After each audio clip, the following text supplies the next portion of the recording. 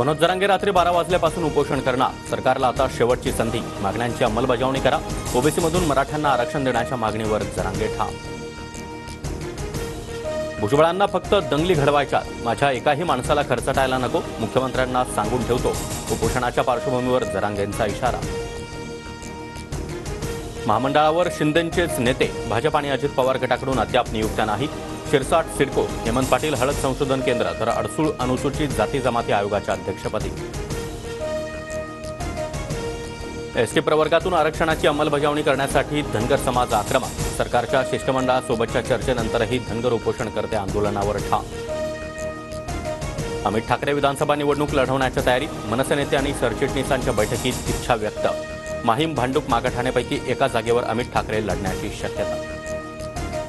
युगेंद्र पवारांना बारामतीकरांवर लादू नका. लादांच्या कामाची तुलना नवख्या मुलाची कशी. शरद पवारांना उद्देशून गब्बरचं आणखी एक पत्र व्हायरल. राहुल गांधींवर वादग्रस्त वक्तव्य करणं भोवलं. शिंदे गटाचे आमदार संजय गायकवाड यांच्यावर गुन्हा दाखल. राहुल गांधींची जीप छाटणाऱ्याला 11 लाखांचं बक्षीस देणार. गायकवाडांनी केलं होतं वक्तव्य.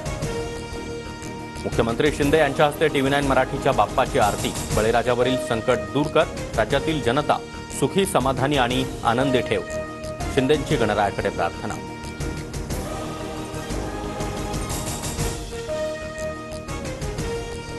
पंतप्रधान मोदी यांच्याकडून महाराष्ट्रातील 3 नवीन वंदे भारत एक्सप्रेसला हिरवा झेंडा. कोल्हापूर पुणे, पुणे हुबळी आणि नागपूर सिकंदराबाद मार्गावर वंदे भारत एक्सप्रेस धावली. मोदींची व्हिडिओ कॉन्फरन्सिंगद्वारे उपस्थिती.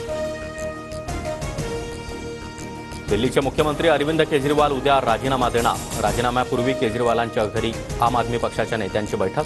नव्या मुख्यमंत्र्यांच्या नावावर शिक्कामोर्तब होण्याची शक्यता.